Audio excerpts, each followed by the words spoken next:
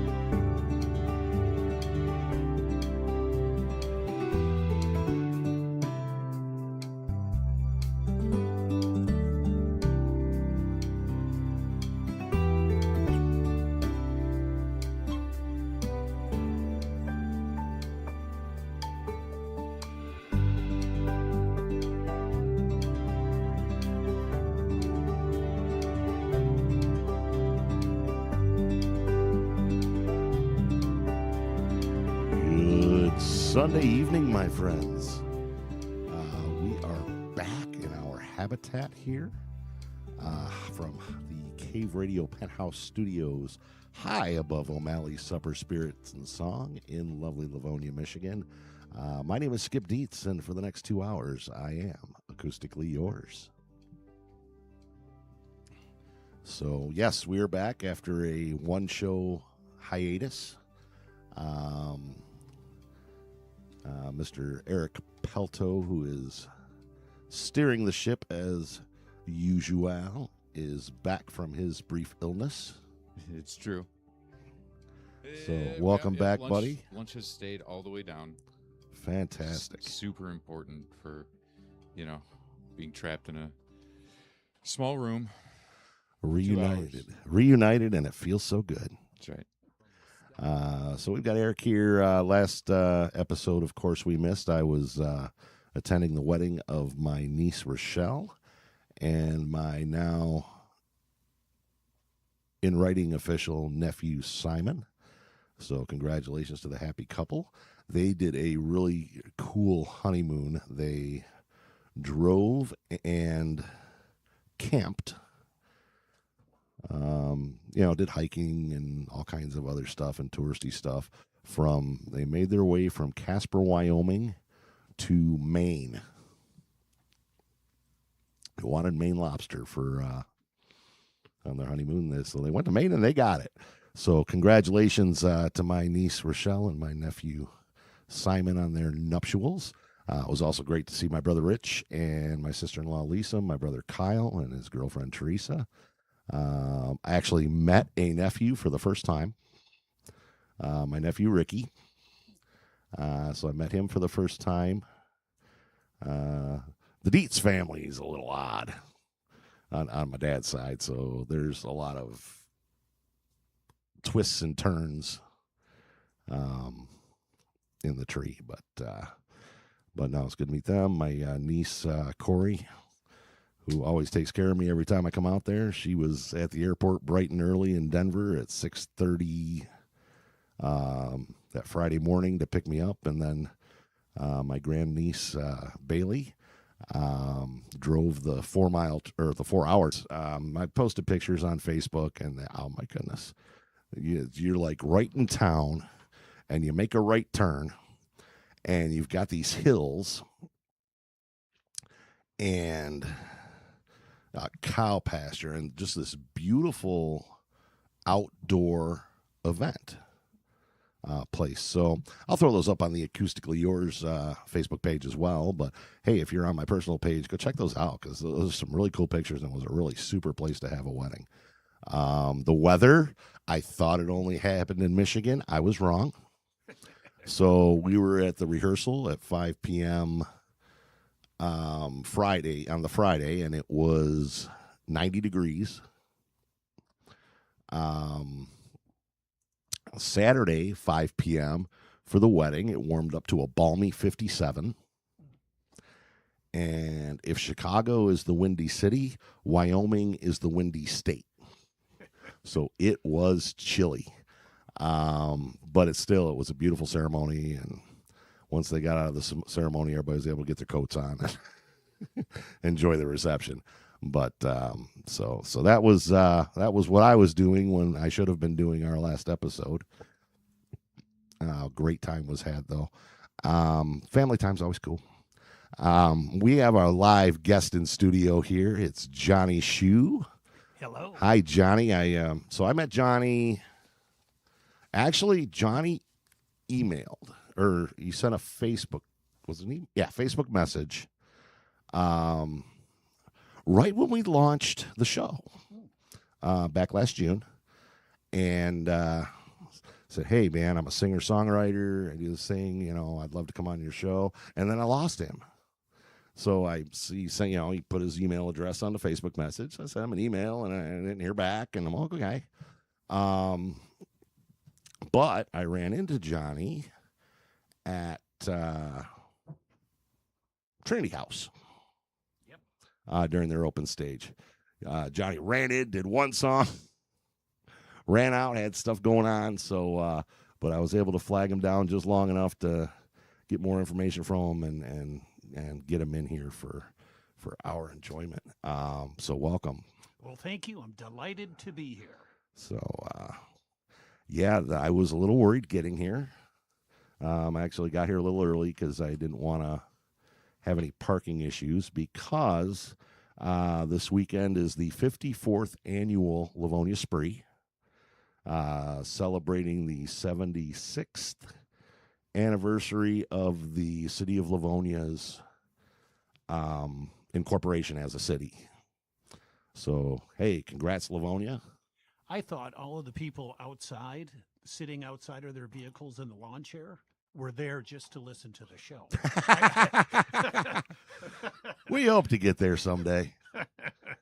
Yeah, we got a big mobile screen that comes in and pass out. Well, I think the folks right along 5 Mile in the red truck and the other, I think it was a Jeep there. I think they're preparing for parking enforcement. Oh.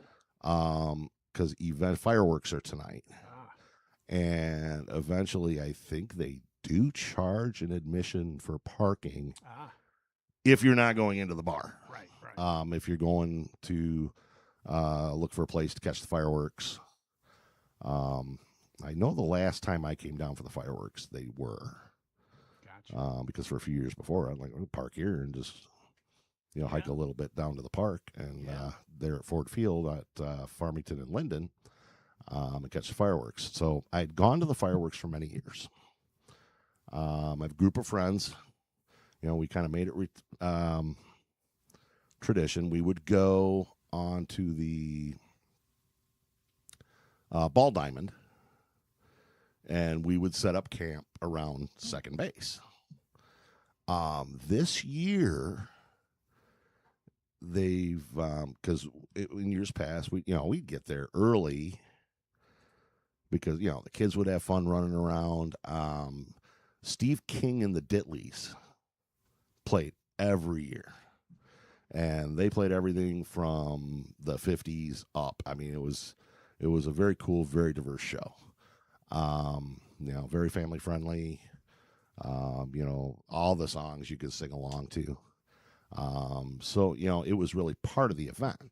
Well, apparently there's some political stuff going on in Livonia, and the next thing you know, Steve King wasn't invited back this year under the premise of, we want to try different acts.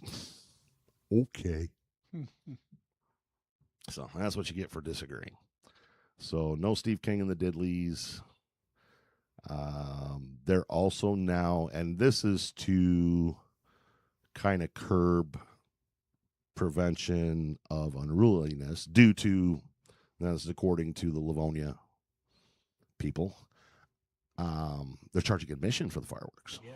So after 5 o'clock, I want to say it's like, it's a $10 admission. I think that's right. I think it's a little less for residents, but they're charging admission for the fireworks. And that's the first time they've ever done that. But on the other side of that, the spree has kind of been in the news all week because of a social media campaign for one of those teen takeovers. Yeah, I read about that. I didn't even know what a teen takeover was until I read about it happening here Yep. in our backyard. Yep. So, it's like a flash mob of mischief. Yeah, yeah. So, And I do hope everything goes okay. If I have my weekends right, 2 weekends ago, you weren't here. You might not have heard about it. nope, I was out west. 2 weekends ago, maybe it was 3, I can't remember. I played at a festival in Toledo, and it's the largest, one of the largest gatherings of Victorian homes in the country. And it's like a gigantic block party in Detroit. I played there last year, and I loved it. It's just so wonderful. It's like walking into the Andy Griffith Show. Oh, wow. You got an old couple walking, holding hands, eating an ice cream cone. You got young people in their 20s with little kids, 2 and 3 years old, running around. And I wanted to bring my granddaughter, but I figured, well, while I'm on stage performing, she might wander off and get Right. lost. Better not take her. Last year when I played, the fellow who was running the musician stuff, he said, okay, I don't want you to have to take a shuttle and take a bus in. I want you to park here. Call me. I'll pick you up in a golf cart, the musician's golf cart. I'll bring you from stage to stage. And it was great. The fellow who ran it this year wasn't quite set up like that. So I figured, man, I don't want to have to lug all my stuff and go block after block. And I don't want to take the bus. I don't know the bus schedule.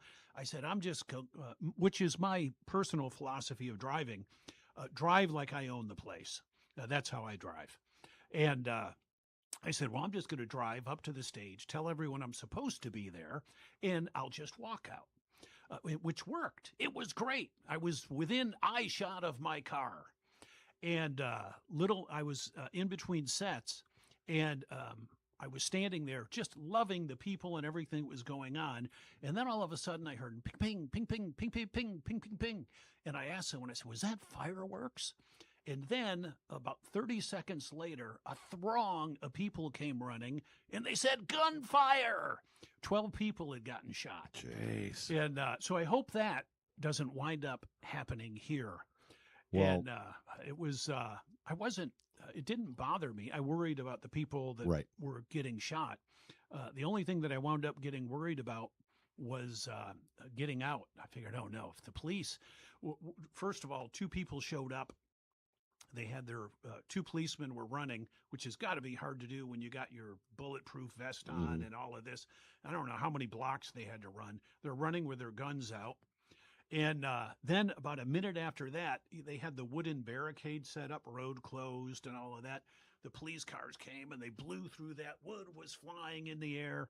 And then I figured, oh no, I need to get out of here because this is going to be a crime scene and I'm not going to be able to leave. So then I got back to my car and I got out of there. Wow. So hopefully that doesn't happen here tonight. Well, the city responded quickly. And the police department put the word out there. There'll be 0 tolerance. If there's anything, you will be arrested. You will be prosecuted. Wow, good. We are taking this very seriously. And I believe the takeover was supposed to happen last night. And no news is good news. So kudos to the city of Livonia Absolutely. Police Department, security at the Spree. Yep. And the attendees at the Spree for Yeah. being there for what they were supposed to be there for and Absolutely. just having a great time. Yes. So yep, Spree weekend here in Livonia. And of course we're here right at the corner of 5 Mile Road and Farmington Road. So it's a prime parking spot. So I was a little worried coming in, but I went, oh, it looks great. So we got in, got parked. Eric was already here, didn't even realize it. You need to get your car back on the road, buddy, so that I know that you're here. Either that or you got to send out the Pelto signal. I'm here. You missed it. It's all right. What'd I miss? Where I said I was here. Oh, damn it. It's okay. Shame on me. I got to look now. I think it was like literally right before you texted me. Oh. Sorry.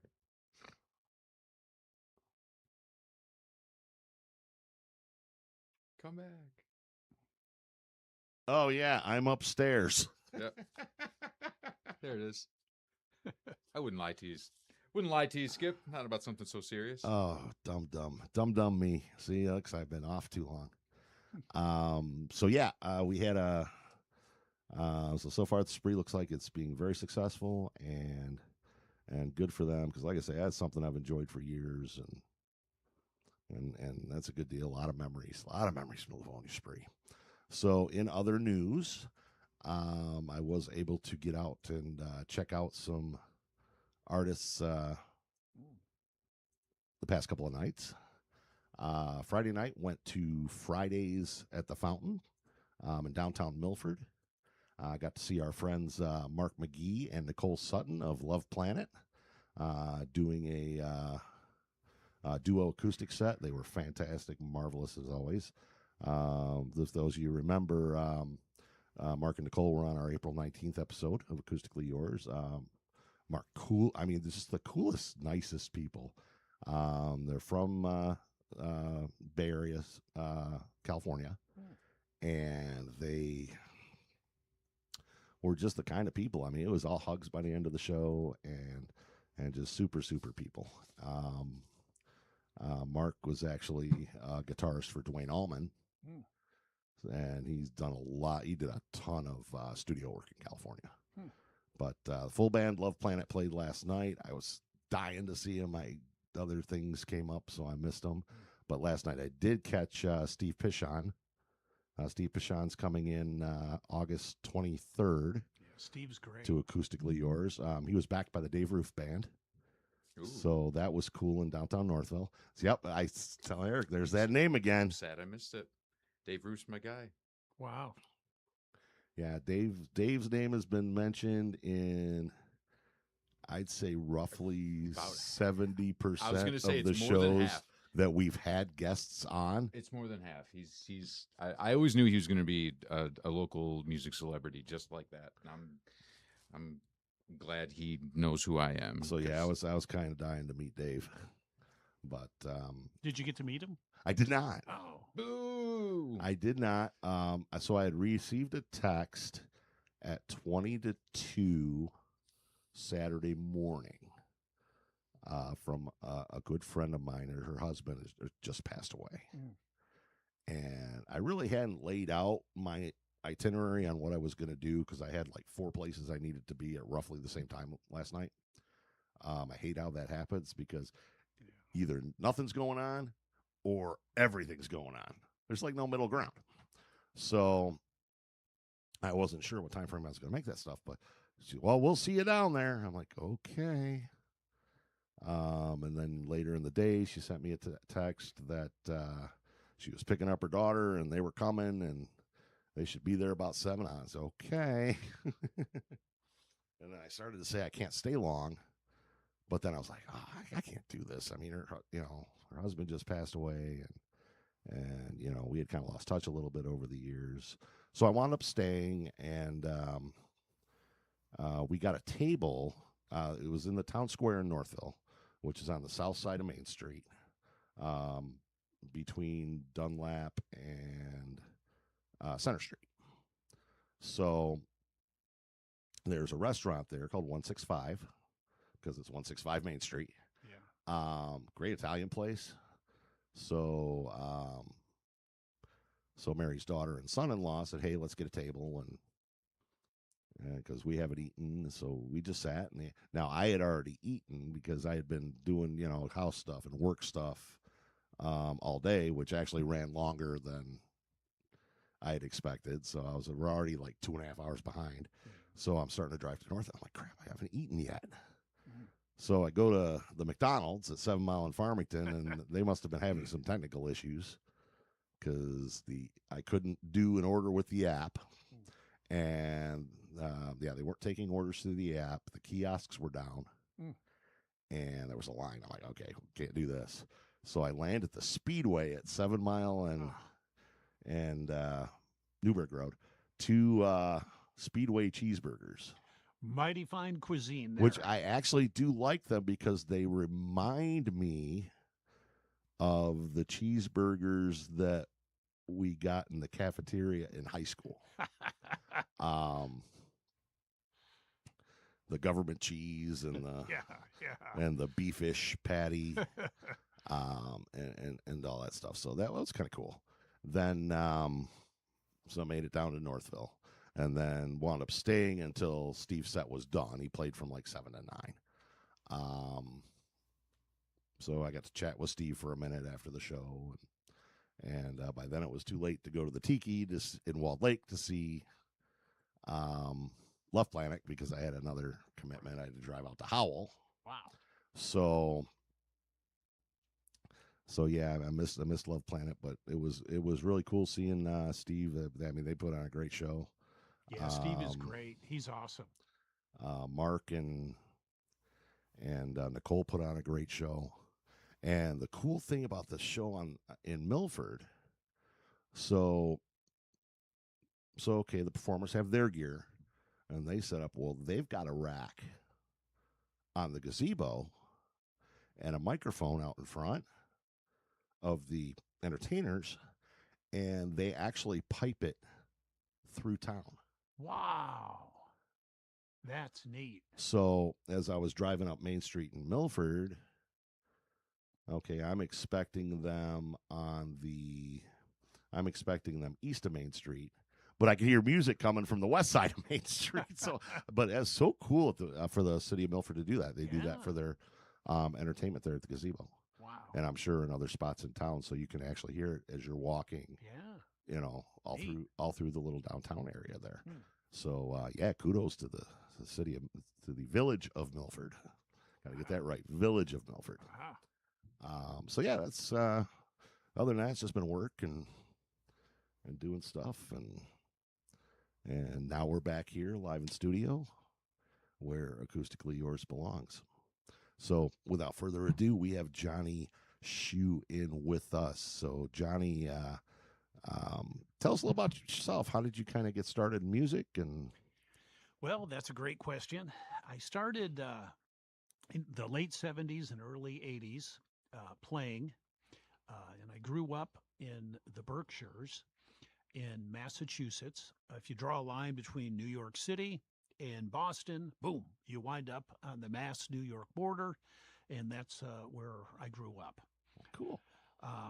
And that area is uniquely, in my humble opinion, rich with folk Americana. The word Americana didn't exist back then, but right around the corner from where I lived was Stockbridge, Massachusetts, which Arlo Guthrie had a famous song about Stockbridge, Massachusetts.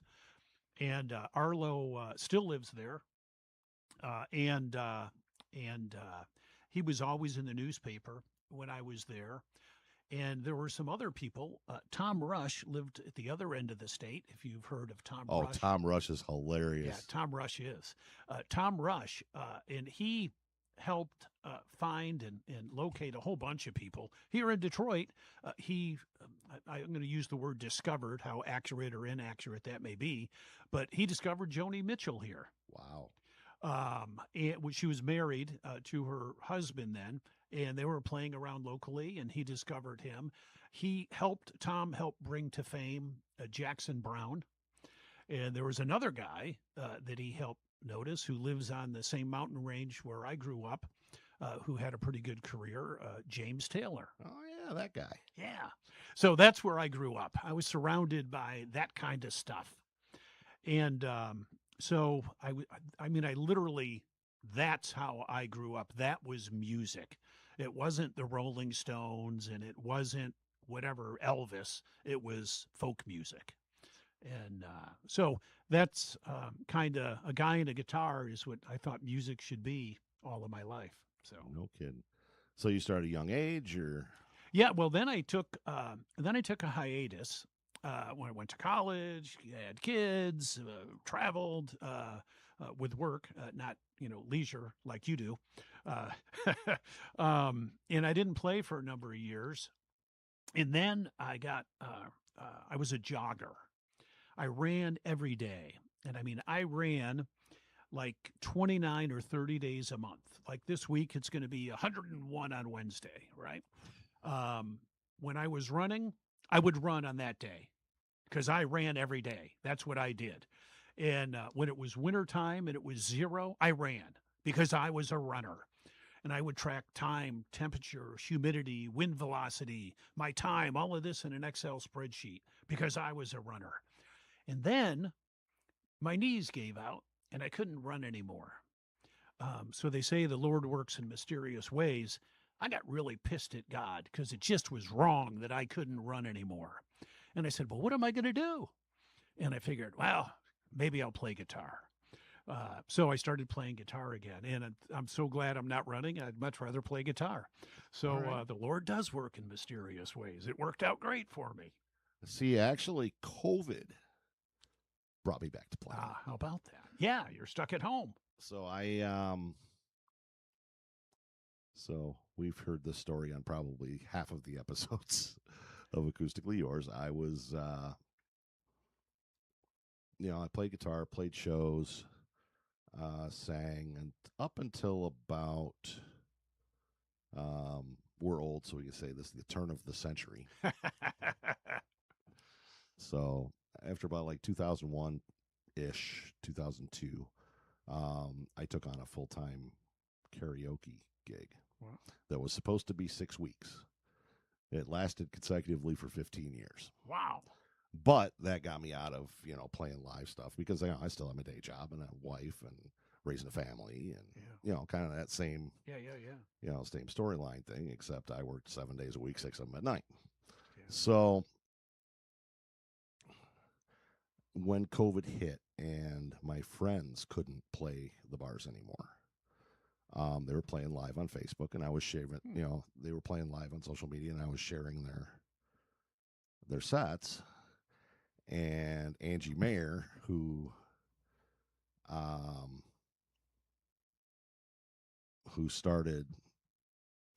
then husband Dan Mayer started Cave Radio. Says, "Hey, you should do that." Not realizing that I hadn't really seriously picked up a guitar in 20 years. Wow. So I'm like, okay, well, no, you're on crack, so on and so forth. Nobody wants to hear this. So I finally gave in, and I went to, because even my guitars weren't even in good shape anymore. It'd been so long, and they've been moved around so much, and they've been in warm, and they've been in cold, and just because I just needed somewhere to stick them out of the way. So the day before all the retail stores closed, Wow. I ran into Guitar Center, picked up a little 3/4 Washburn acoustic electric, and like 200, 2.25, something like that. And went home, and I posted a Cat Stevens song, labeling it Fat Stevens, also known as Yusuf is large. Yep. And I posted one song. It got such a big react. Now, I didn't go live. Wow. I was way too chicken for that. It was like 16 takes later. I finally said, "Okay, I'll post this," and it got such a good reaction. I kept playing.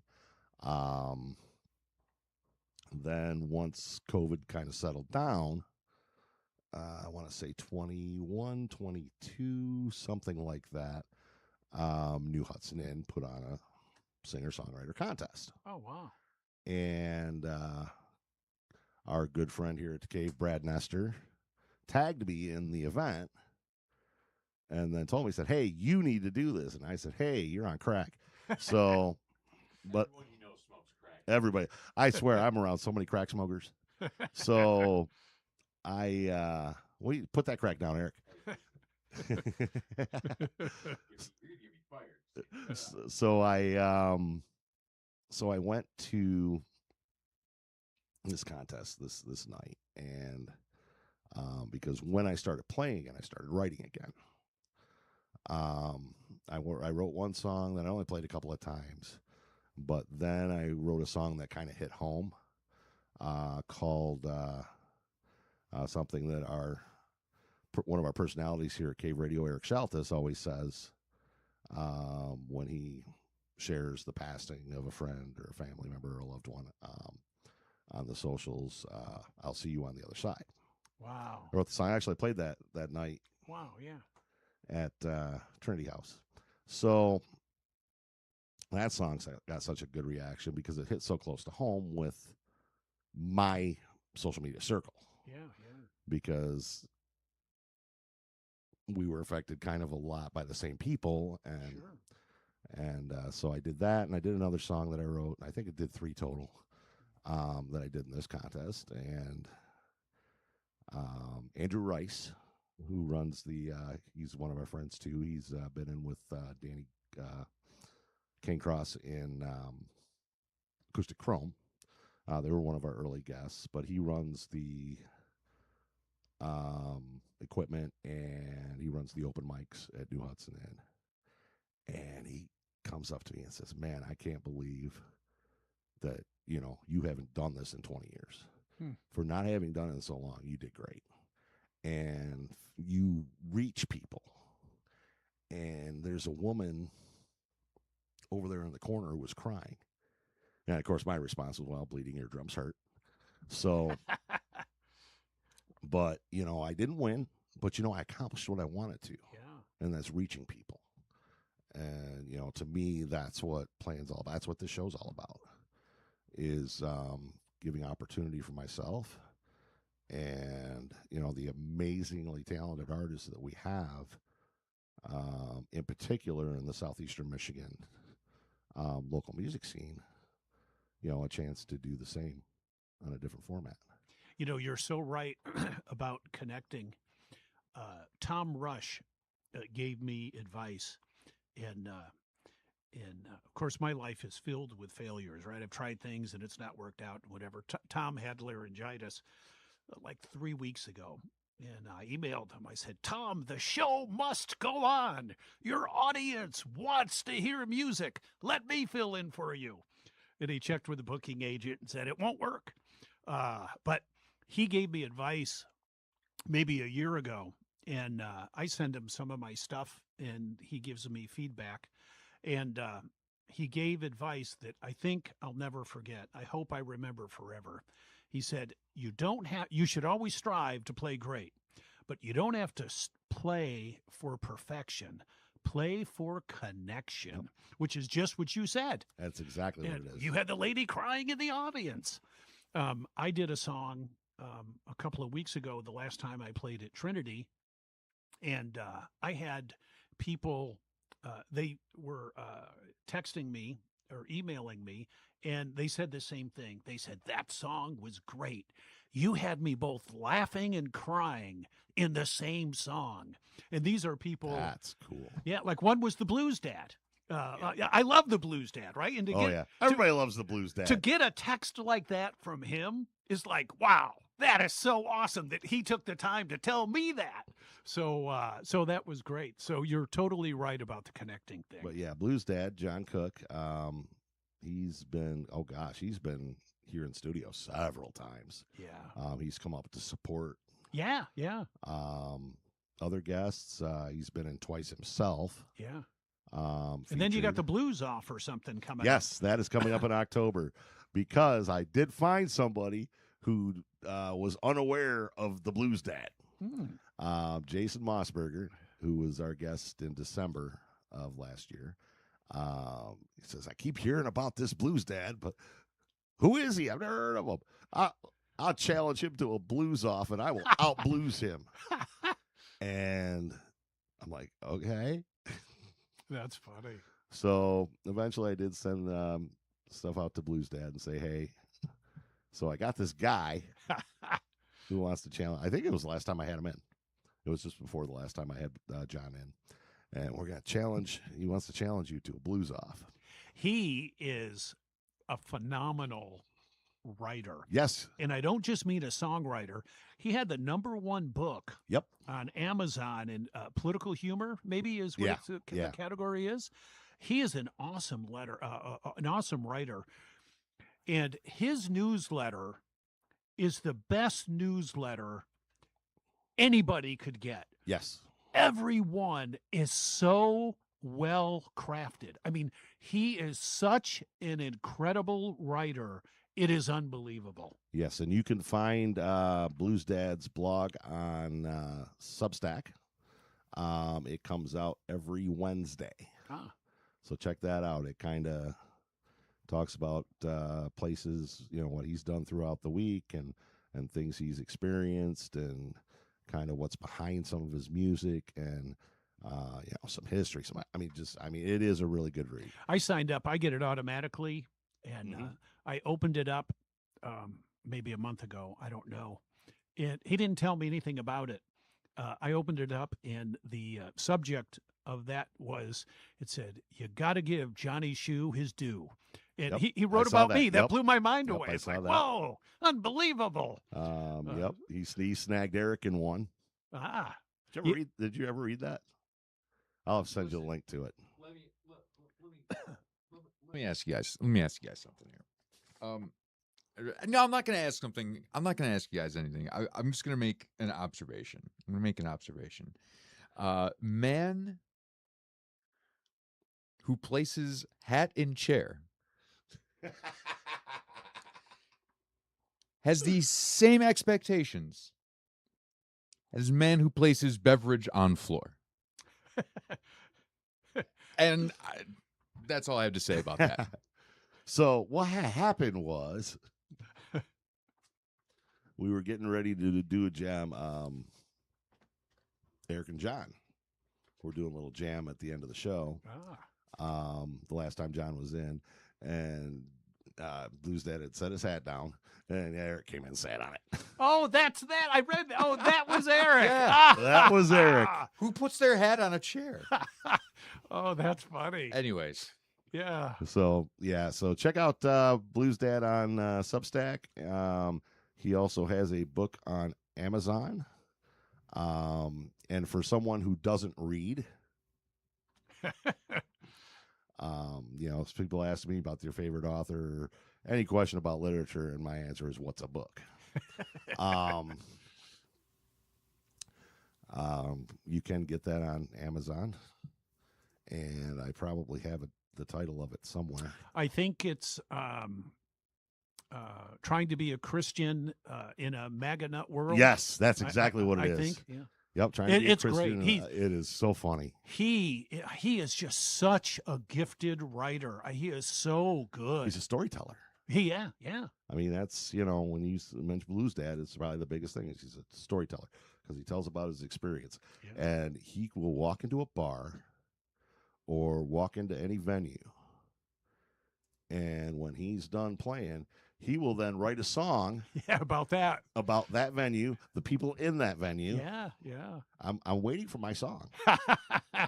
I'm waiting for Blues Dad to write his song about his experience with Acoustically Yours, and then I can relax and quit racking my brain because now I've got a theme song. Well, it might be on the Blues Off night.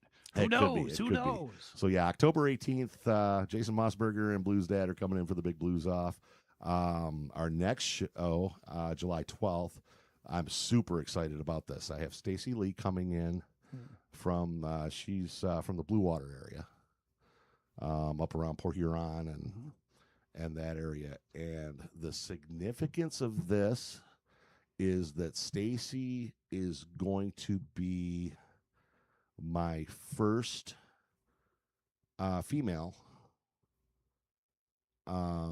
solo artist. Wow. Cool.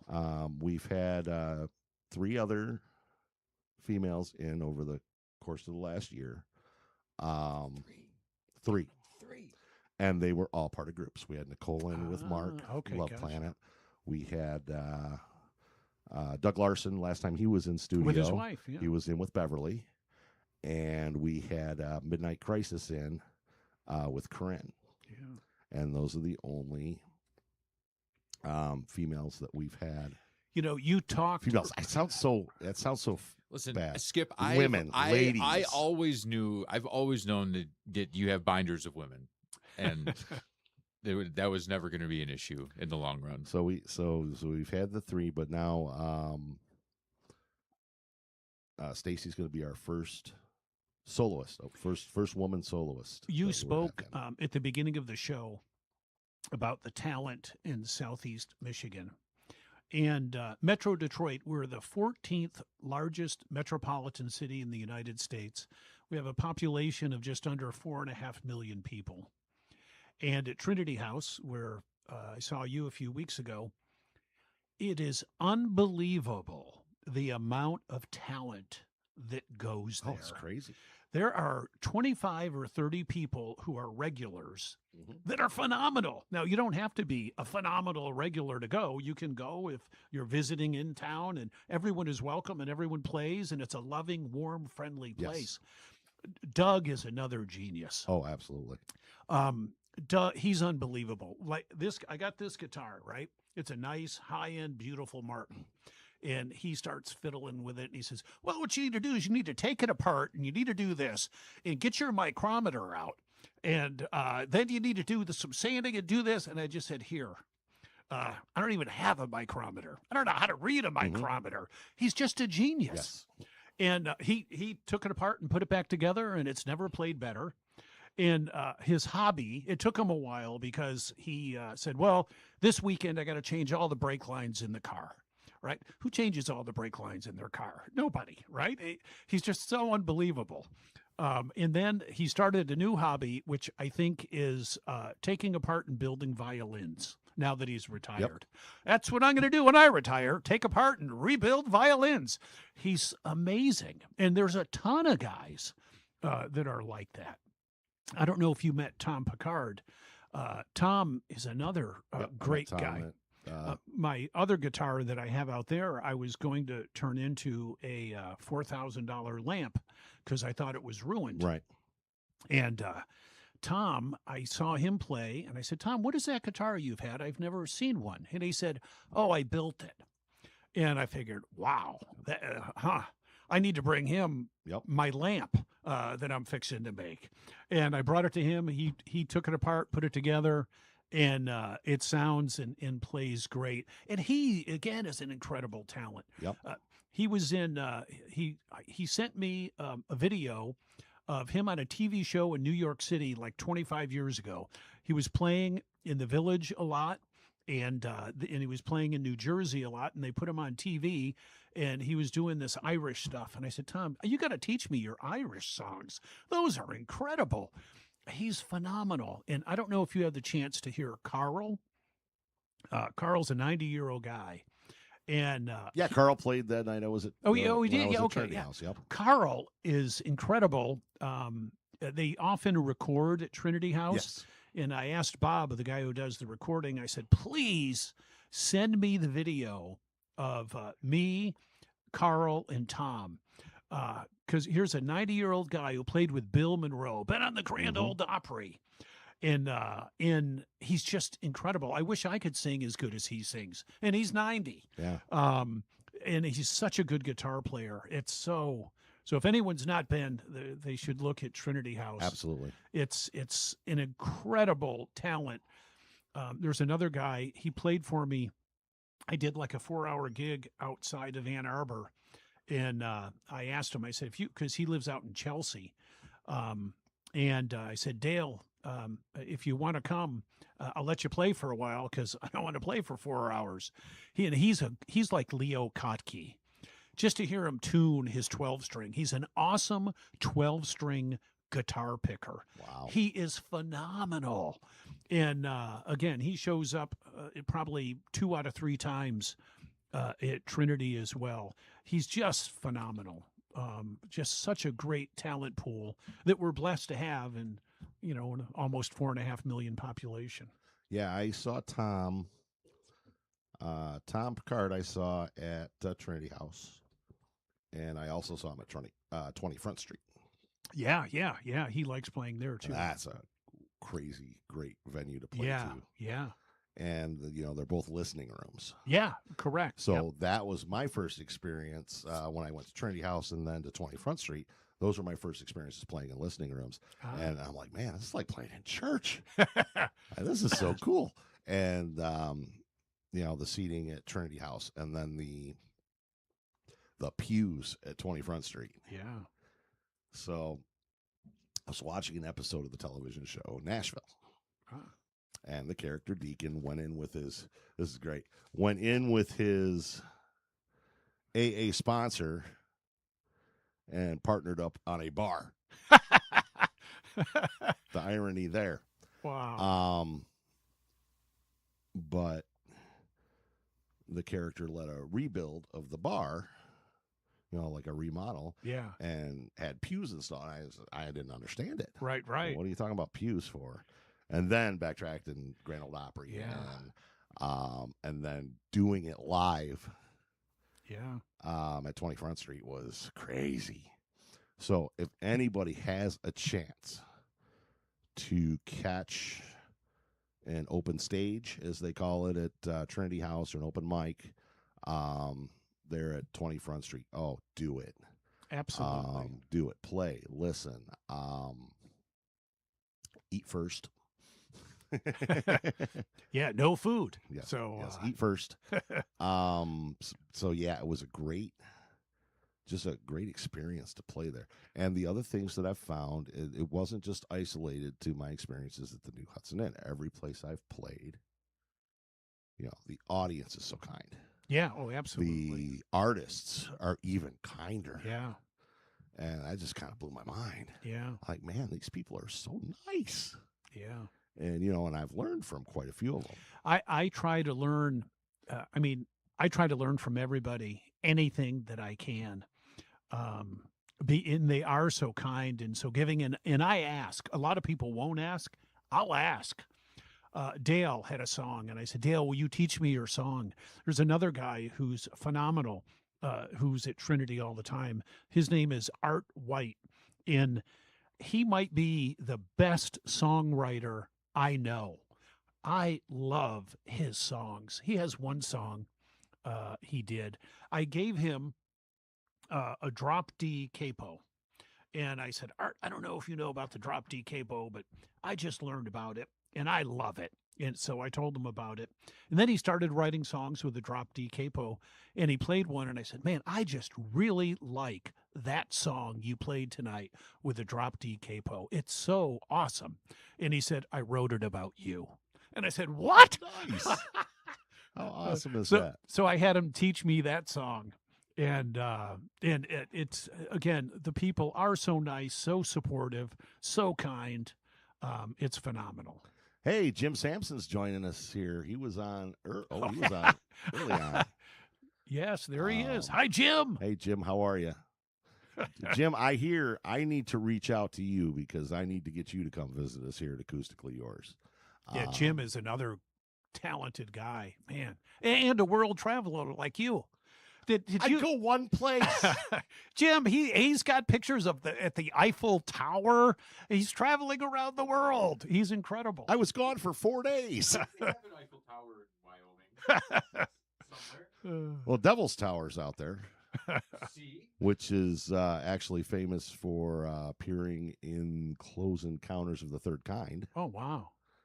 Devil's Tower. We went to see that the last time I had been to Wyoming, which was roughly 40-ish years ago. Wow. But yeah, world traveler. Dude, I was gone. I left Friday. I came back Monday. You did all of that in Yep. that? Oh, my gosh.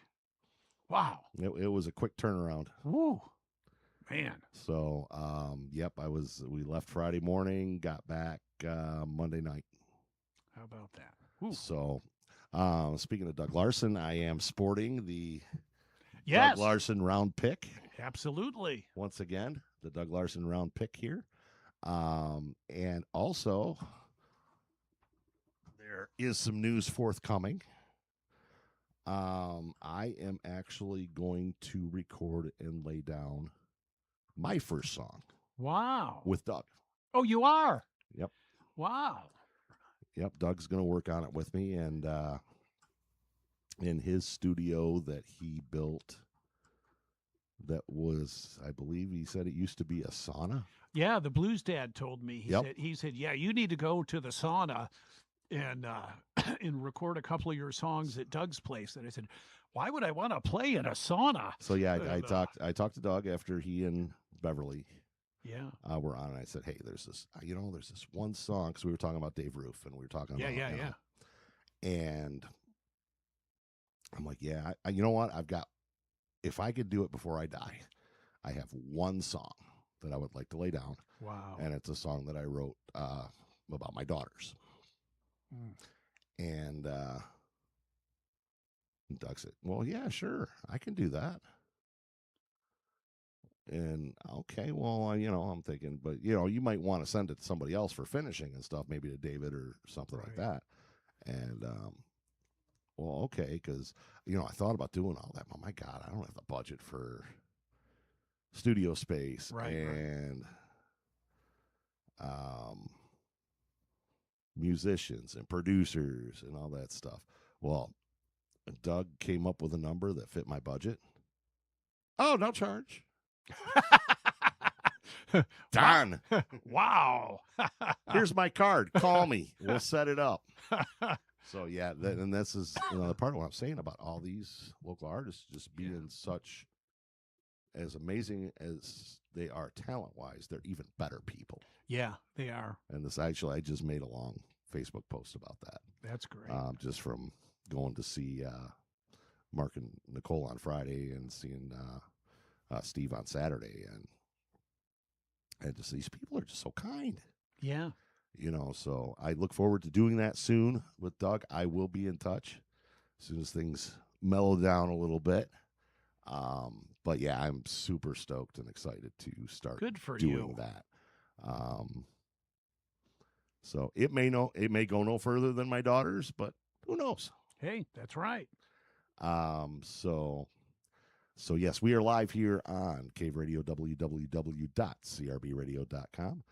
We're also live on Facebook. We are Carl Murray. Welcome to the show. Oh, hi, Carl. As we're showing here, we are streaming live on Facebook and YouTube as well. So we are here every other Sunday from 6 to 8 p.m. So thank you for joining us tonight. Those who are joining us, and keep joining us all along because we got some great stuff coming up. Speaking of coming up, we have the Scrambling for Autism 2026. That is coming up in September. Be September 19th at 1:30 from the links of Novi. We'll have it's $120 golfer, and there are still a few spots left. Not many though. This thing fills up quick. But it is $120 per golfer.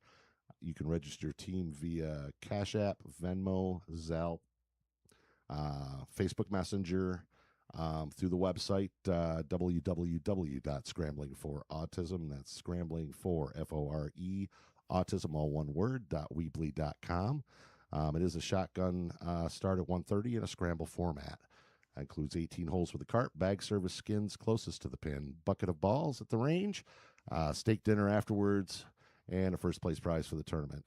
You will enter to win a 50-50 bag raffles, TV raffle, with a hole-in-one contest, a ball launcher, and live DJ.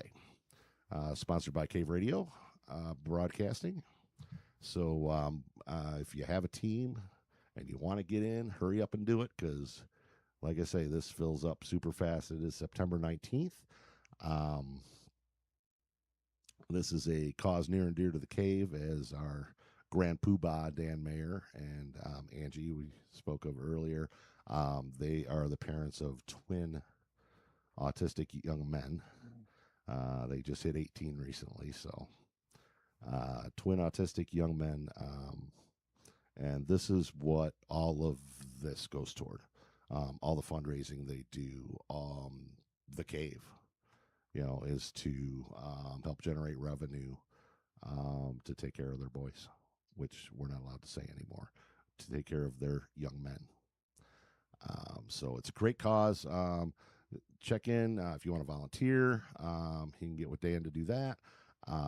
We're always looking for sponsors. So if you want to sponsor a hole, you want to sponsor the golf cart, whatever you want to do, always looking for folks to step in and join the Scrambling for Autism family. So make sure you get that in. And I think that's pretty. Oh no, we have a new event coming up. I believe in lieu of the 13th Cave Radio anniversary party. Yes, indeed, Cave Radio has hit puberty. So there is an event for that, but this will be a 90s theme. Wow. We have our friend who I've mentioned before, Andrew Rice. Andrew Danny and their band, their full band, Five Becomes West, will be playing. That is held on the Saturday before Thanksgiving.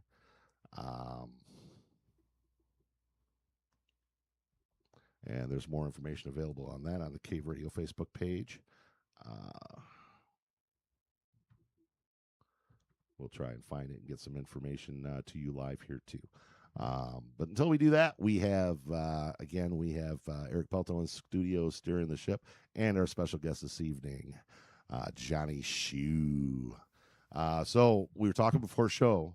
You actually were a disc jockey. I was for a short period of time. I'd lived in Nashville, and I was surrounded by country music.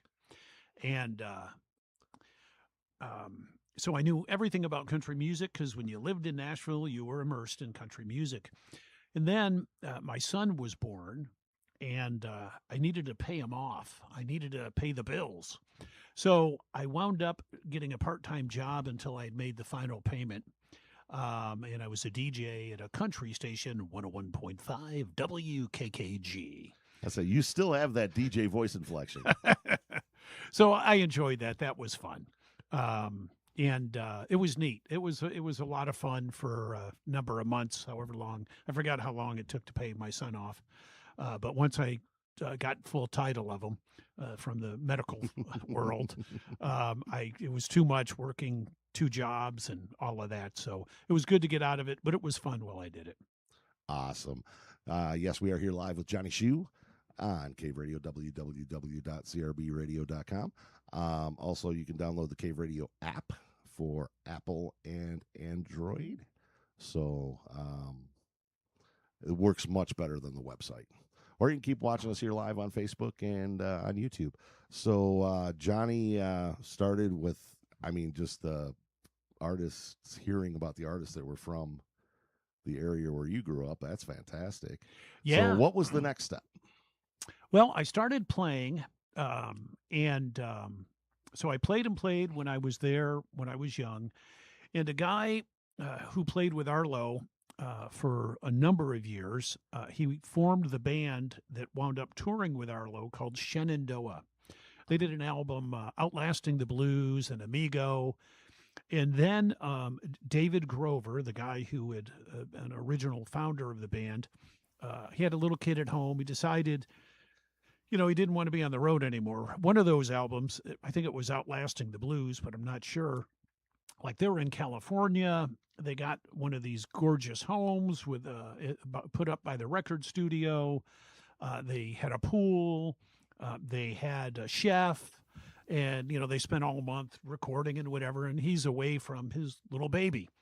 So he wound up giving up living on the road and became a local guy. And I wound up becoming a huge fan of his. I got lessons when I was about 16 from his brother, Phil, which was great. And he said, you need to start going and you need to start playing out and cutting your teeth and learning and growing and doing good. And but it was so neat. I was 16 when I started. Back then, the drinking age was 18. So I could go to bars and hear these people play. And when Arlo was in town, he would show up at a lot of these places. So it was just really, really cool. And it put the love of this type of music into my system, which I still love today. That's awesome. So, and you mentioned the guitars. My father came and visited me 20 years ago. I can't remember when. And he said, you said you had your guitars. They weren't in very good repair. And I didn't have a guitar at the time. My father brought me a guitar. He said, this has been out in the garage. I figured I'd bring it to you. So he brought it to me in Dearborn. and it's a 1965 Epiphone Casino, Oh, wow. which is what John Lennon played. John Lennon, not that actual guitar, but that make and model. He liked it so much, he got one for all the Beatles, and they all had one. Nice. Thankfully, it survived the garage in the winters of the Berkshire Mountains without getting torn up. Right. So, I'm glad that didn't die. Well, that is so cool. Yeah, it's kind of neat. So you got that Epiphone Casino. Wow. Yeah, that's a great guitar. So now, so you've grown up, you've been through folk country. Yeah. So when did you land here?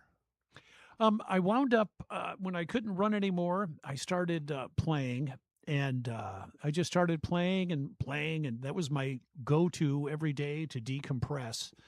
And a lot of it came back. I guess it might be like riding a bike. You don't lose it. You real quick. You get into the groove of it, and it's just heart's pitter patter. I love it. So it's just something I've been doing and enjoy. And then I started writing. There's something that meets at Trinity once a month. It's Song Anon. Yes. And more, again, Dan Hazlitt runs it. Just another phenomenal talent, just so incredibly gifted. And I played the last 2 years at Wheatland Music Festival. Last year, I was one of 8 songwriters from around the country that were allowed to play at what they call Wheat Songs. It's at Wheatland Music Festival, and this is songs written by people. They call it Wheat Songs. And that was great. Doug's done it every year for, I think, 8 years. This year will be his 9th. And it's phenomenal. It's so much. You can't beat that. It's so much fun. Yeah, now Song On is at the Trinity House, and that's the third Wednesday. Third Wednesday. Yeah, I need to get in there. Yeah, you need to go. I need to go make a visit. Yeah. Yeah, again, just more phenomenal talent. Just we're so blessed. If you think about it, we got 4.5 million people, and we got, I don't know, 25 or 30 regulars who show up. Right. They're just so gifted and talented. It's nice to be able to be with them, Well, that's awesome. So we're live here with Johnny Shue, and when did you start playing live? I have a picture on my wall. I went back. It was in 2022. Mm-hmm. I played in Nashville, and after that, I said, I want to do this some more. It's a funny story.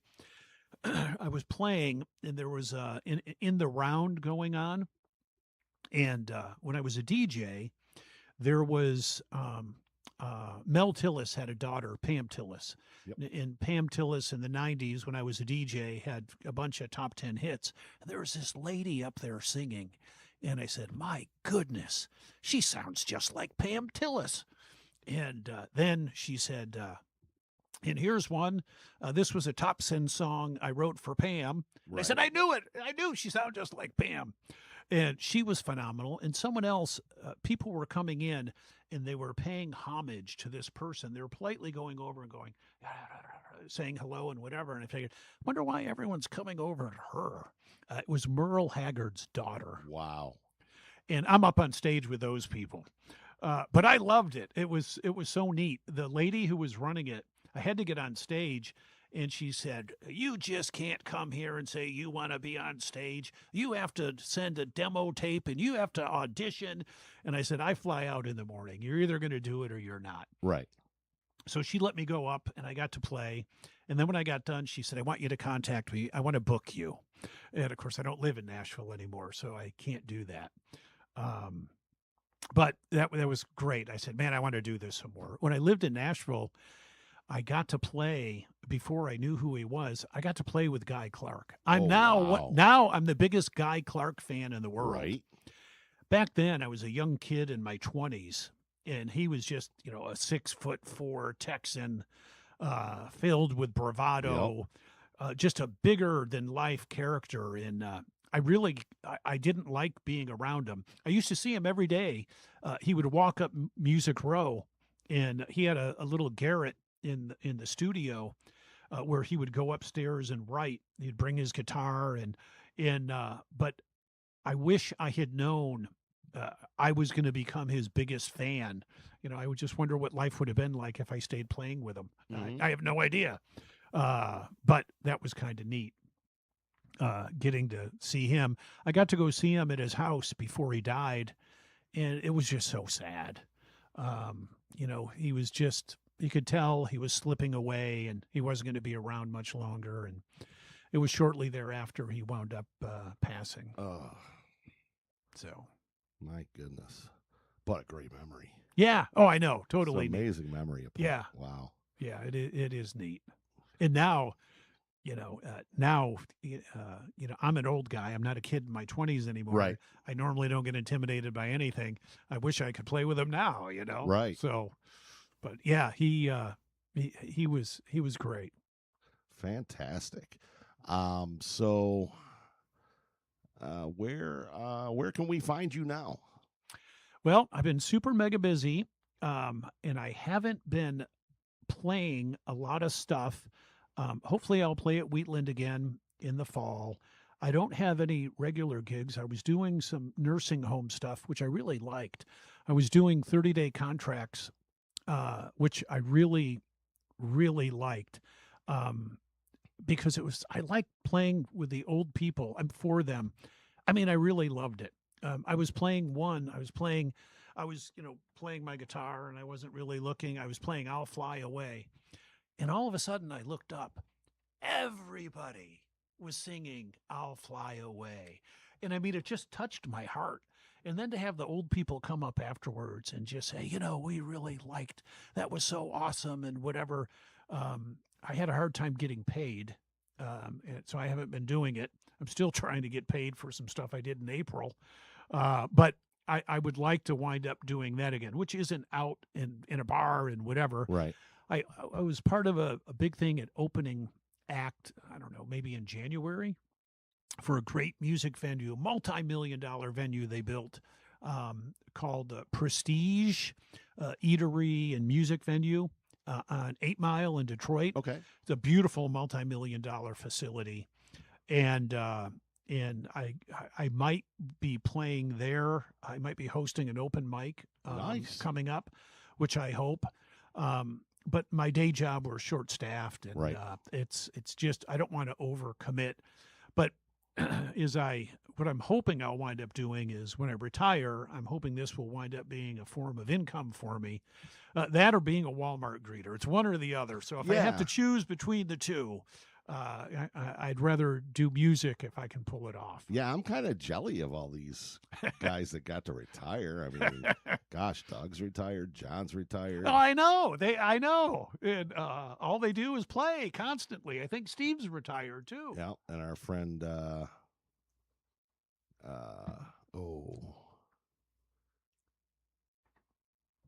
our friend Robert Johnson, he's retired. Yeah.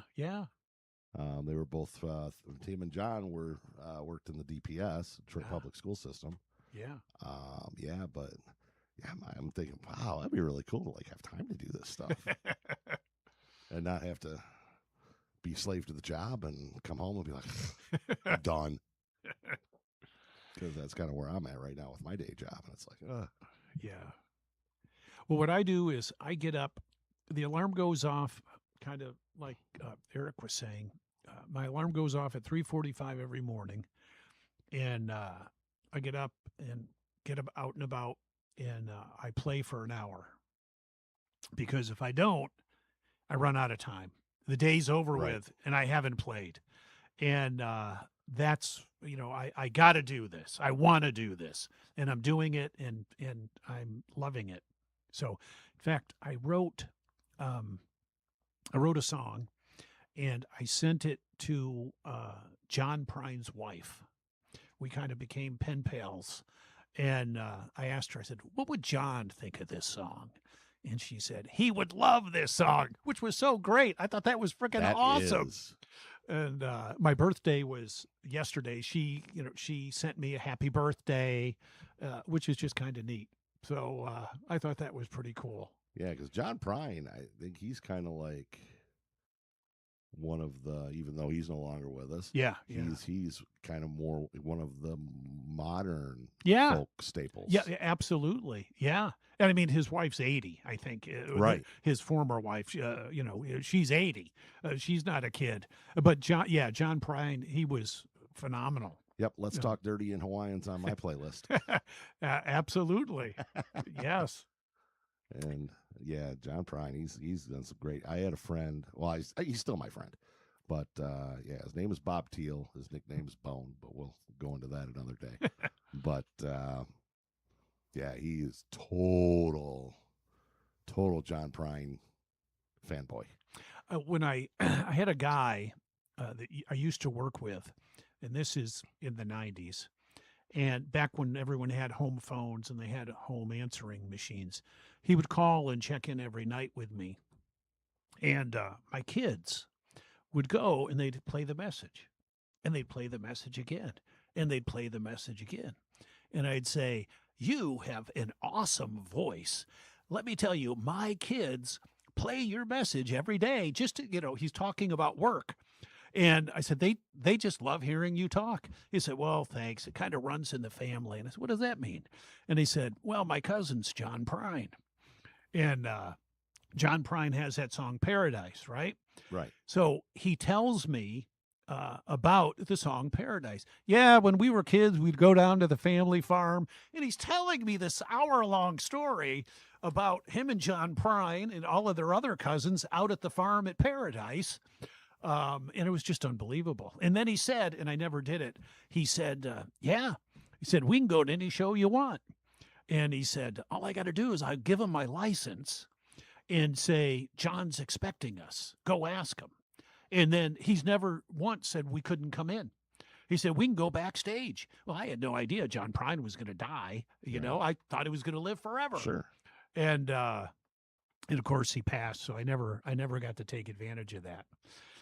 But I did. I kind of learned from that. I went home maybe 2 years ago. I'm not really sure, to the Massachusetts. I'm not really sure when it was.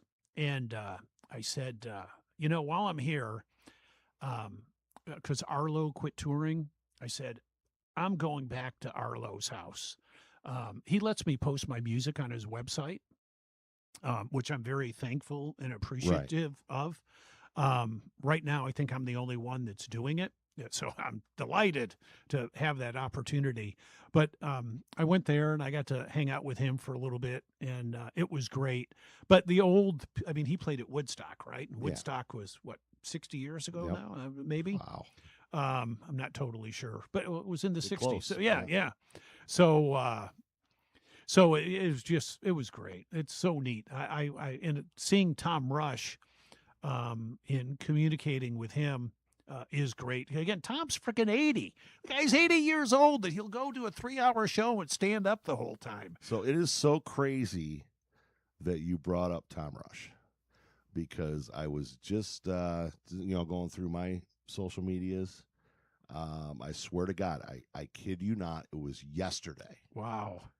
And Tom's reel came up. Yeah. On my social media, the Memory song. Yeah. Oh my God, this song is so hilarious. Yeah. Yep. But it's just so funny you mentioned that, because I hadn't seen it in quite a while. Right. Yeah. No, it's probably been a few years. Yeah. Since I'd seen anything in the medias. Yeah. With Tom. Yeah. And just having that come up yesterday. That is funny. You're talking about him today. So here's the deal. Tom, if you make it to Michigan, I want you in studio. So he might. Larry Kaufman, who you may have met. Larry Kaufman, the karaoke parody guy. The parody man. He, in fact, again, you talk about talent. He's always going to New York on Broadway. He's doing all these plays and whatever. I think in July, just a couple of days away, they're doing the songs on Broadway, the songs of Larry Kaufman. Wow. That's unbelievable. That is crazy. It is crazy. But he used to he worked for DTE, and DTE sponsored the Ark. Mm-hmm. So this is going back 10 years ago or so. And he would say, tonight we have Tom Rush appearing. Before you do that, I'm going to give everyone a card. Please sign up for Green Energy or something. And he did that every show. So I asked him before I wound up getting to know him and befriending him, I said, who's the guy or girl who stands out to you the most? And without hesitation, he said, the nicest person I've ever dealt with is Tom Rush. And I said, wow, that's incredible. And it's really cool. So Tom, if Tom's in town and he's got time, I bet he would come. All right. I'm making you my point man on that. We got it in, Eric. We got it in. God, wow, this show is flying by. We haven't even heard you play. I hope I'm not talking too much. No, absolutely not. This has been so much fun. Usually I'm in break mode by now. Because of eventually I dry up and it's time for a break. So whoa, the Blues Dad is in house. yes, Blues Dad. Whoa. John Cook is in the house. Hello. On your way to the fireworks, buddy? No, I'm in the hottest show in town right now. Shoot. Come on in, buddy. Well, you came at a perfect time because I was just about to ask Johnny to play us something. That's what I'm talking about. All right. Well, I'll play one. And now I'm of the talking blues style. So I tend to have somewhat longer songs. And I'll play one. Hopefully it won't be too long. But I'll play the one that I played. Well, we got about 42 minutes, so you're good. Oh, all right. So I can play the first verse. Just kidding. So,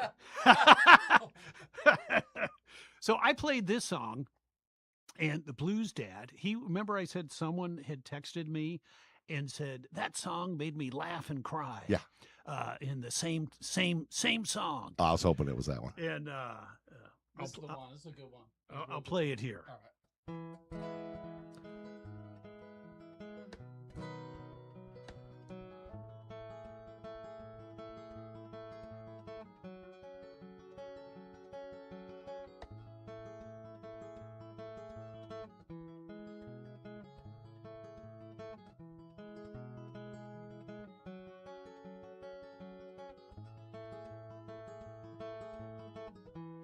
Goodbye, Mama. Goodbye to you too, Paul. Little sister will have to wait a while to come along. Goodbye to this house and all its memories. We just got too old to say we're wrong. I should probably tell you a little bit about my life. I was 17 years old, and I just graduated high school. So to get away from my mother, I went from Massachusetts to about the furthest possible place anyone could go. I went to Naples, Florida, and I lived there. And I lived with my cousin Joe and his wife Jackie and had a great time. Wound up going to college, having a family, and I wound up coming back to Massachusetts after about a 9.5-year spell. So everybody was saying, hey, we're going to have a party. John's back in town. So we were getting ready for the party. I was looking forward to it. And something was on the news. And I said to my mother, Mom, that reminds me of when I lived in Florida. And she said, what do you mean when you lived in Florida? And I said, well, that reminds me of when I lived in Florida. She said, you never lived in Florida. And I said, what? You don't remember when I was 17 and I left home and moved to Florida? And she said, no, you never moved to Florida. I said, I'm asking your father. So she did. She said, Dad, John ever live in Florida? I said, nope, not that I know of. And I said, oh no, early onset dementia. And you both got it. This is terrible. She said, I'm calling your brother. She called my brother in Missouri. Said, did John ever live in Florida? He said, no, not that I know of. And all of a sudden, I began to wonder. I said, did I really live in Florida? Or was all of this really just a figment of my imagination? Had I envisioned that I wanted to get away from my mother so much that I envisioned I lived in Florida? So we were at the party. Hugs and kisses. Good to see everybody. And then in the corner walks in my cousin Joe and Jackie. We walk up and it's hugs and kisses and hello and good to see you. And I ask them sheepishly. I say, not knowing what they're going to say, wondering if it's a figment of my imagination, I say, do you remember when I lived with you in Florida? And they said, yeah, it was a great time. We loved it. We had a ball. Here's a song about a kid leaving home. Goodbye, Mama. Goodbye to you too, Pa. Little sister will have to wait a while to come along. Goodbye to this house and all its memories. We just got too old to say we're wrong. Oh, I got to make one last trip to my bedroom. I'll have to leave some stuff behind. It's funny how the same old crooked pictures just don't seem the same to me tonight. There ain't no use in shedding no lonely tears, Mama. There ain't no use in shouting at me, Pa. I can't live no longer with all your fears, Mama. Oh, I love you, but that hasn't helped at all. Oh, each of us must do the things that matter. All of us must see what we can see. It was long ago, you must remember.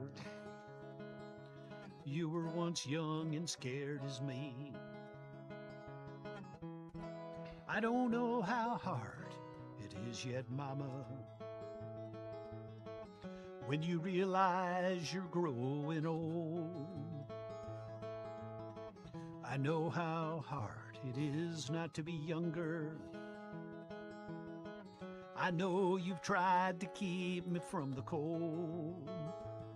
Oh, thanks for all you've done, it may sound hollow. Thank you for the good times that we've known. But I must find my own road now to follow. You will all be most welcome in my home. I got my suitcase and I must go now. I don't mind about the things you've said. Oh, I'm sorry, Mom, I don't know where I'm a-going. Remember, little sister, to look ahead. Oh, tomorrow I'll be in some other sunrise. I'll have someone else at my side. Mama, give your love back to your husband. Father, you've taught me well. Goodbye. Goodbye, Mama. And goodbye to you too, Pa. Wow. That was absolutely fantastic. Johnny Shue thank live you. in studio. Speaking of Johns, we got John Cook, Blues Dad, All right now. has stopped in the house to pay a visit. So That's one of my favorite songs. It's got a tension there, tension between a teenager leaving home, a very young person starting a new life, and then coming back and finding out, oh, they didn't even know I was gone. And like I'm saying, the first time I heard that song, I was on the edge of my seat trying to see where this was going to go. right. And then he ends it out. I'm thinking about, I'm not thinking about his situation a little bit, but I'm thinking about my own, reflecting on my own parents and their attitude towards me. And then he ends it with, despite all of that, he ends it with this endearing thing of gratitude and love for his parents, despite that they might not have always, you kind of insinuate from the song, have given that love to him. So the tension, like I say, you're laughing and you're crying and you're high and you're low. And I think that song is, I love the speaking parts. It's like, to me, that represents what folk music is. Absolutely. I know you guys mentioned earlier about the connection. Like, I was locked in. I was like, they didn't, like, you left home, you're thinking like, they're probably missing you every day. Then you come back, they're like, yeah, who are you again? You're like, we didn't miss you. Like, so it gave me a little where were you at? Like, in the town over? So it gave me a little vibe of the Newhart finale. Oh, I don't remember it. I don't think I watched the Newhart. So sorry. So Bob. Okay. So Bob Newhart did the Yeah. Bob Newhart show in the 70s. Yeah, Okay. Daryl, right? No, Oh, that's not. That's the second one. that's the second one. The Oh. first Vermont one, one. yeah, the first one he was a All right. psychiatrist. Okay.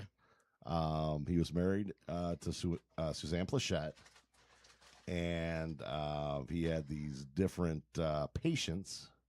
And then Peter Berners played his dentist friend, who was who had his office in the same building.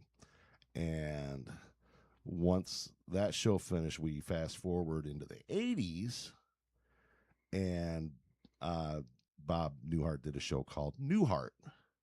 That's where he was the innkeeper with the hi, my name is Larry, this is my brother Daryl, this is my other brother Daryl, and with Mary Fran and Julia, what's her last name? Julia Duffy, who actually just celebrated her birthday. Oh. So in the finale of the 80s Newhart series, so they go through his whole time as Dick Loudon, the innkeeper, so on and so forth. And in the very final clip of the finale, he wakes up. It was all a dream. No! He wakes up. He's in bed with Suzanne Plachette. You're kidding. Nope. That is unbelievable. I swear, I think that was like the craziest sitcom finale of all time because nobody saw it coming. Wow.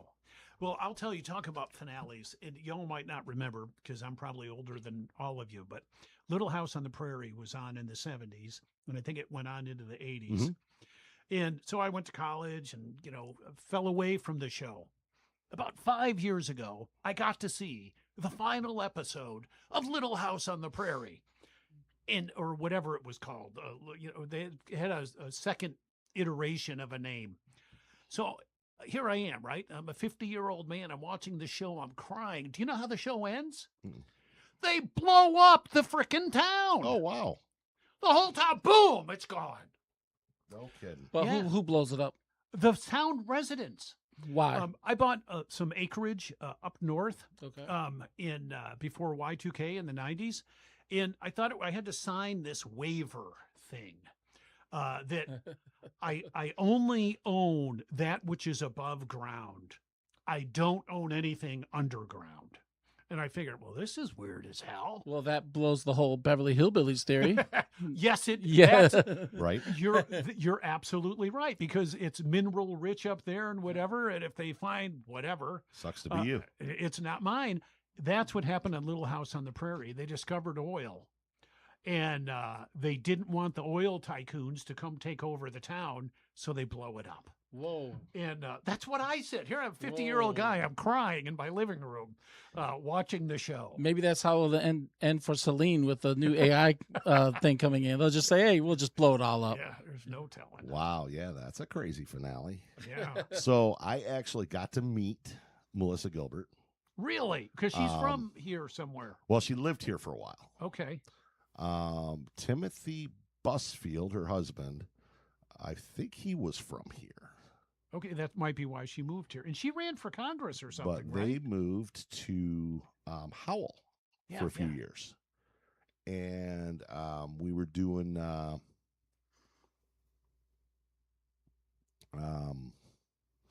the pink party that they do in Howell every year in observance of breast cancer. Okay. So we have a what was our name? Cave Rockers for Knockers. And what they do is, so all these women, they dress up in pink and, really flamboyant costumes and so on and so forth.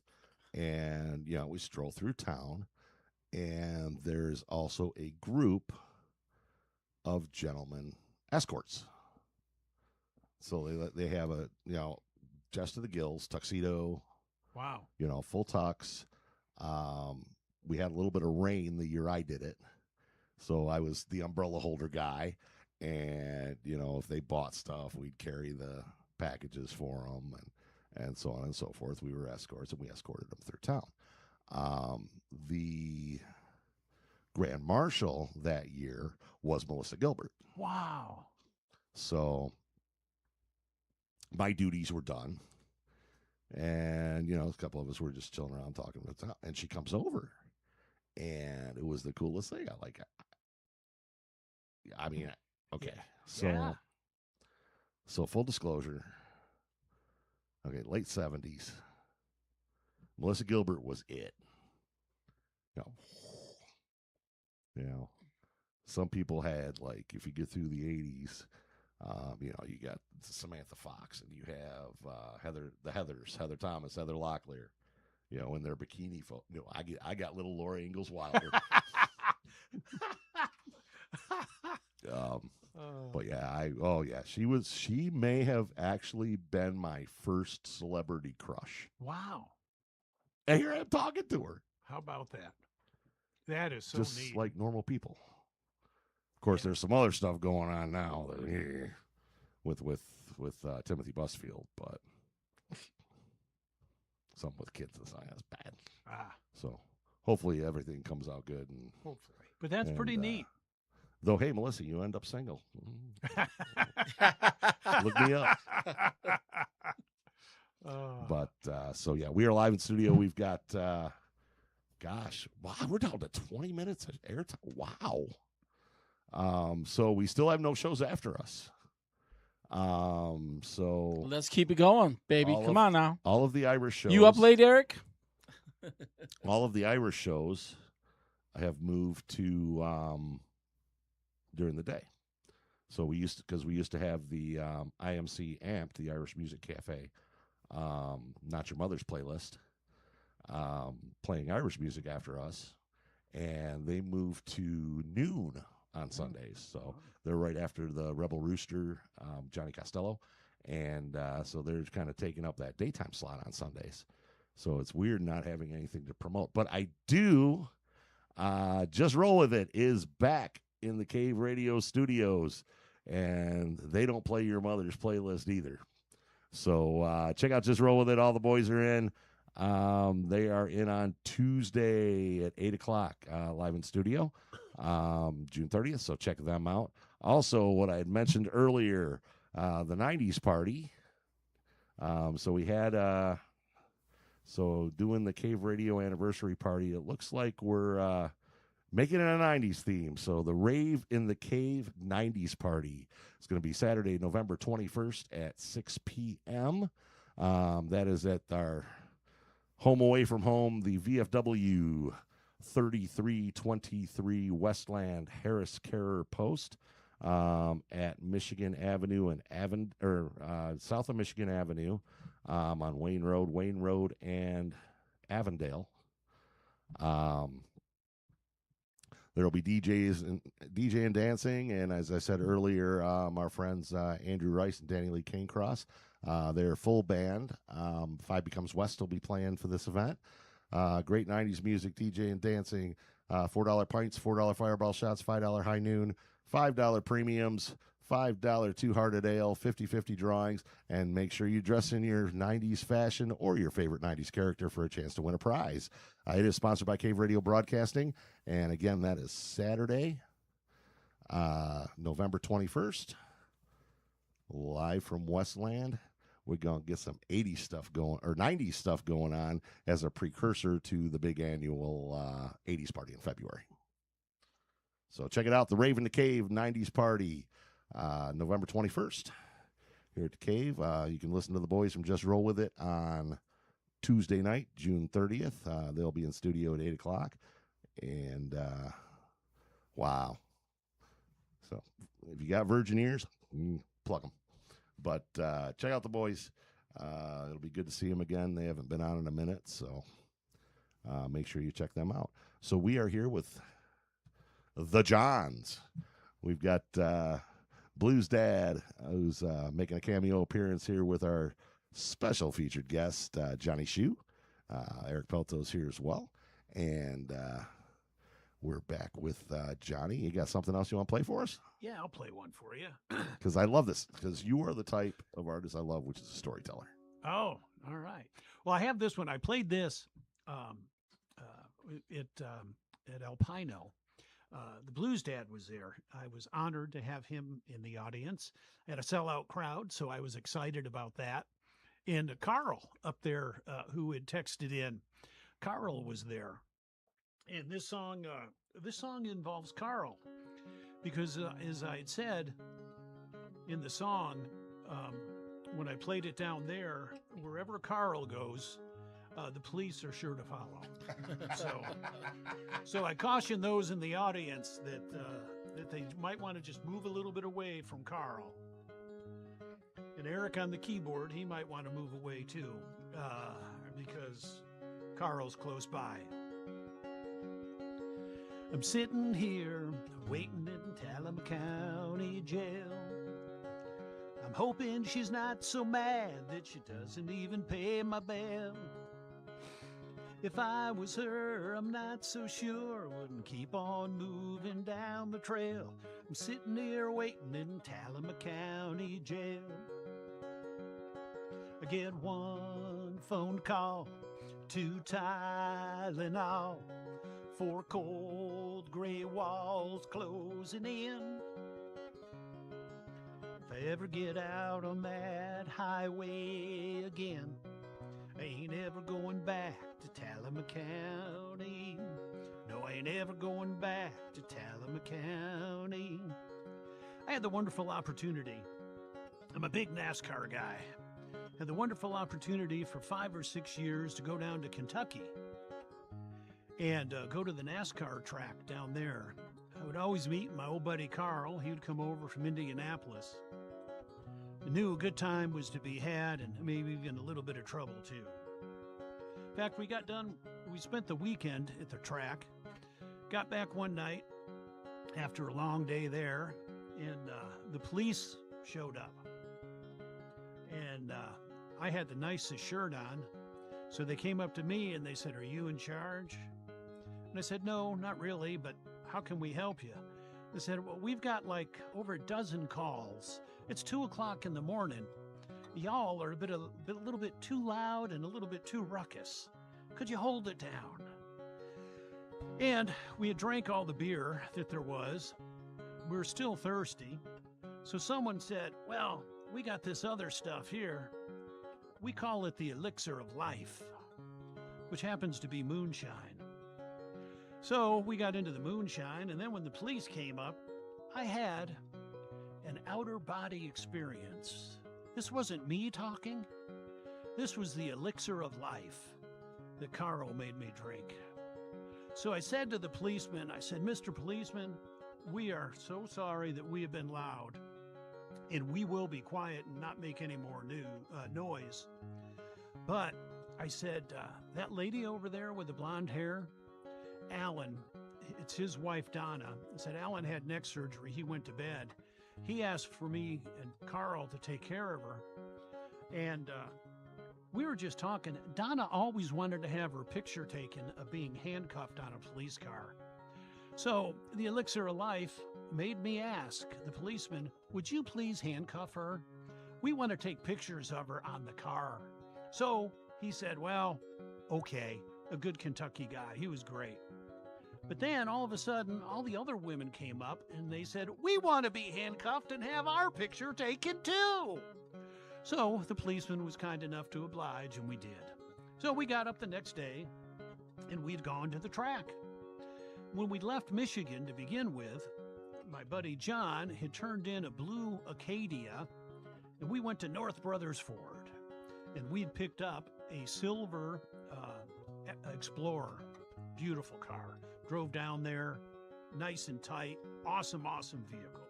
Went to North Brothers Ford, right on the corner, right on the price, North Brothers Ford. And so we went down there, and the policeman, we went to bed, we were quiet, had a good night, went to the track the next day. Then we had to go back, went to bed again, got up, and we had to leave. It was my turn to drive back because John had driven down there. And the policemen, apparently this was not their first rodeo. Apparently they knew if you were going to spend a Friday, a Saturday, and a Sunday down at the racetrack, people might be in a little bit of a rush to get home. And I was. So I was in the fast lane, and I was going in and out of traffic, and I was going a little over 90. And all of a sudden I said, "Ah, damn it." And my buddy John said, "What's the matter?" And I said, "Radar."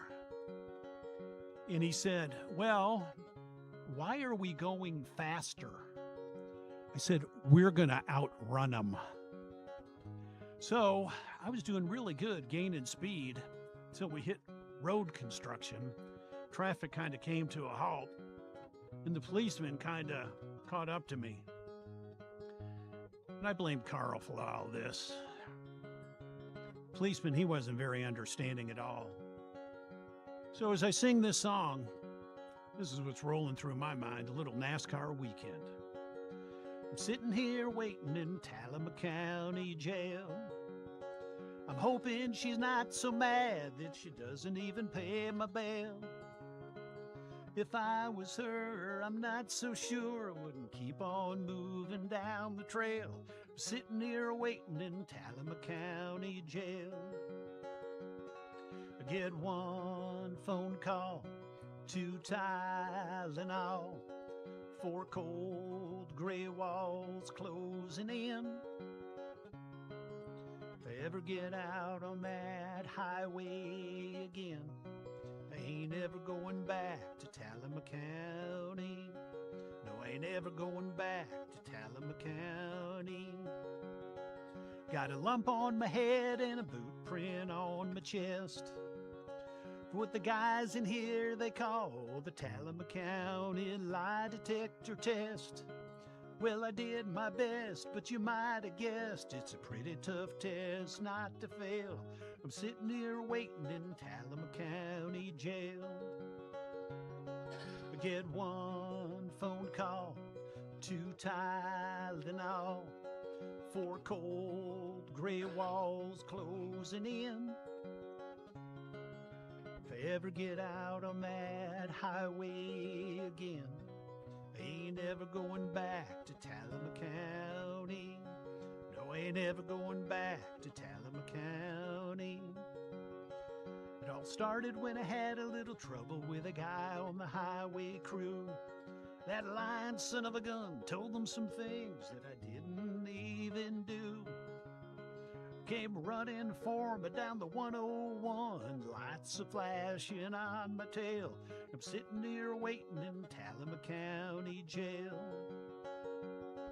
Get one phone call, 2 Tylenol, 4 cold gray walls closing in. If I ever get out on that highway again, ain't ever going back to Talladega County. No, ain't ever going back to Talladega County.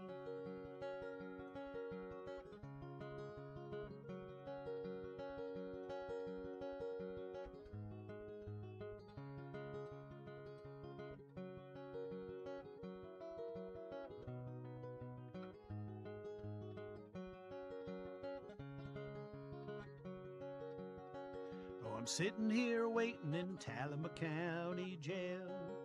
I'm still hoping she's not so mad that she doesn't even pay my bail. We're coming down on vacation, gonna leave on probation, gonna have to send all my money through the mail. Get one phone call, 2 Tylenol, 4 cold gray walls closing in. If I ever get out on that highway again, I ain't ever going back to Talladega County. No, I ain't ever going back to Talladega County.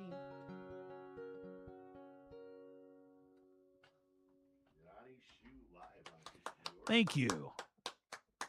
Here on Cave Radio, www.crbradio.com. And that was awesome, Johnny. Oh, thank you. I love that line. Give us the line again about the little ad for the car. Right on the corner, right on the price. North Brothers Ford.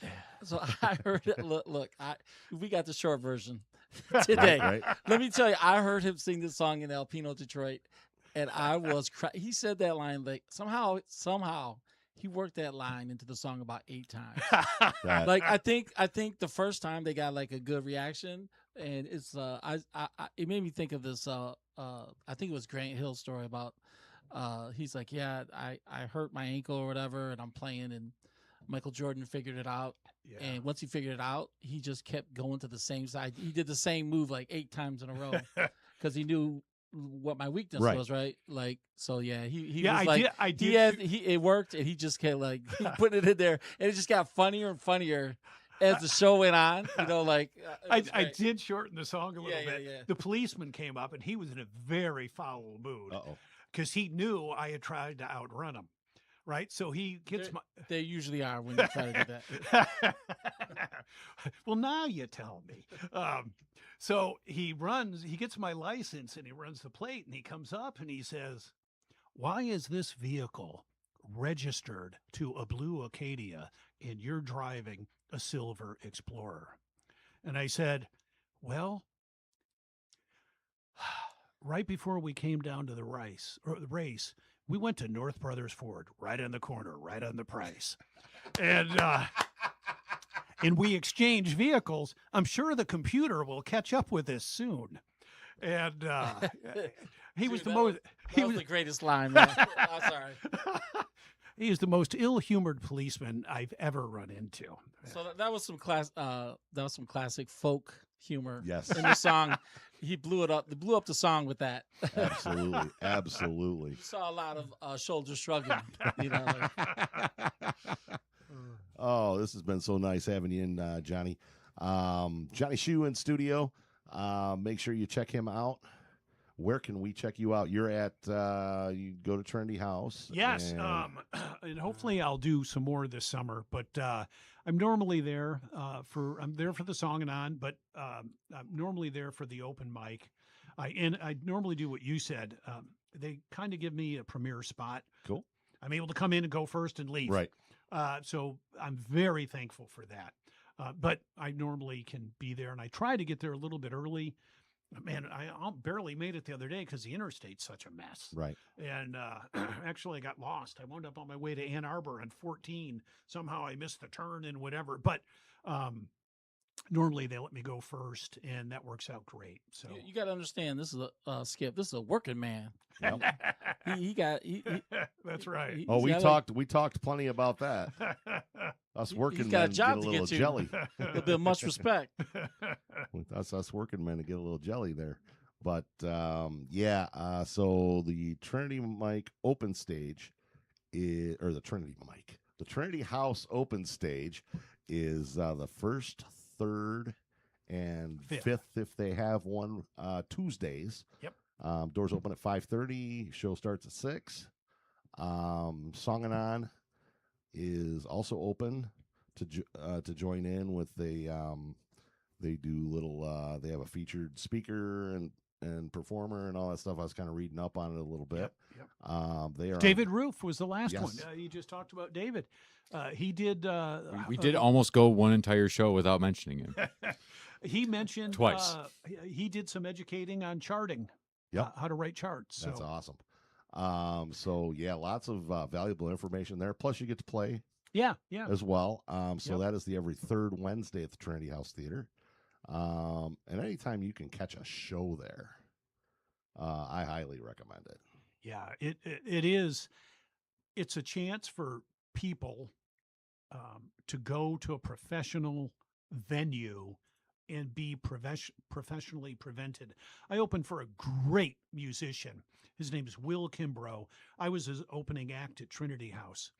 And man, when it's all of that equipment and everything, it sounded great. And Will is another. He's from Nashville, but he played with Todd Snyder for a number of years. Todd recently passed, if you saw that. And then for 20 years, he wrote songs and played with Jimmy Buffett. Right now, he's in Europe playing with Emmylou Harris. Oh wow! And I had the chance to open for him at Trinity House. So that was so cool. I mean, I'm so awesome. So that was really neat. So your Trinity House, I can't say enough. It is. We are blessed to have it in our backyard. Yes, It's also about a small, intimate experience. absolutely. You're not in this big audience, and you're right up close. So that's the beauty of Yeah. Trinity. I'm trying to remember. Was it you or was it? I think it was you when you were in studio. When I kind of dug through the history of Trinity House a little bit. That I don't think so. so, I mean, I've been there a lot, but but I discovered that Sojourner Truth probably not me. But spoke and there's sang there. yeah. Wow. I mean, she's from Michigan. I think they have like a statue, maybe. In Well, it Battle was Creek part or of the something. Underground Railroad. Yes. And it used to Okay. be a church. Yep. So do we have time? We don't have. Do we have time for one more? Well, yeah, we'll fade you out. But hey, before we'll fade you out. No, you play all sometime, you want. sometime roughly around halfway through the first chorus. Yeah, we can squeeze you in. Dude, So- that is the best breakup line now. Like, hey, you want to go out? I'll fade you out. All right. Well, thank you, Johnny Shue, for coming in tonight. Blues Dad for making an appearance. Eric being reunited felt so good. Hey, I don't know if this improves the story in any way. But my dad ran the service counter parts department at North Brothers Ford You're for kidding. maybe 30 years. Wow. It I mean, my dad's kind of like Garden City auto parts celebrity, if there is such a thing. Like if I go into a parts store within 10 miles of where I They grew know up, the name. the guy behind the counter there's a 30% chance they're gonna go, "Are you Jeff's kid?" So yeah, Legend. so yeah, you said North Brothers. That's why every time you said North Brothers Ford, I'm over here. All right, oh my God. give us the God, dude, I've been give us the line again. I've been at the North Brothers Ford company picnic repeatedly. So North Brothers Ford, right on the corner, right on the price. they must have got rid of that a long time ago, man, because I've never heard that tagline. No, I use it for the song. It's not a North Brothers song. It's not a thing. You just made it up. That's Yeah, even it better. fits the song. That's even better. So I think they need to sponsor you. That's all I'm saying. All right. Thank you all for joining us tonight here on Acoustically Yours. Next show will be July 12th. We have Stacey Lee coming in the studio live, so make sure you tune in for that. Until then, my friends, my name is Skip Dietz, and I am Acoustically Yours. And Johnny, take us home. oh wow, all right. I'll just play a little bit. I was enjoying talking.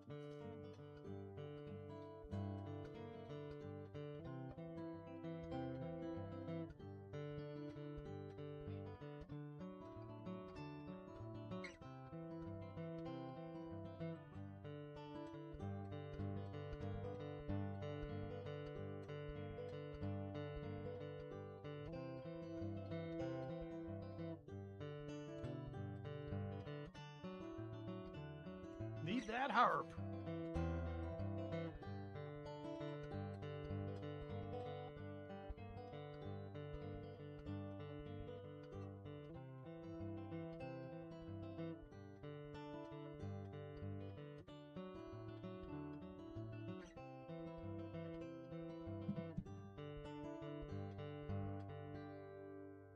Woo. All right, give us a line one more time. North Brothers Ford, right on the corner, right on the price. All right. I'm going to get them to sponsor me now. All right, we'll see you all in 2 weeks, ladies and gentlemen. Good night.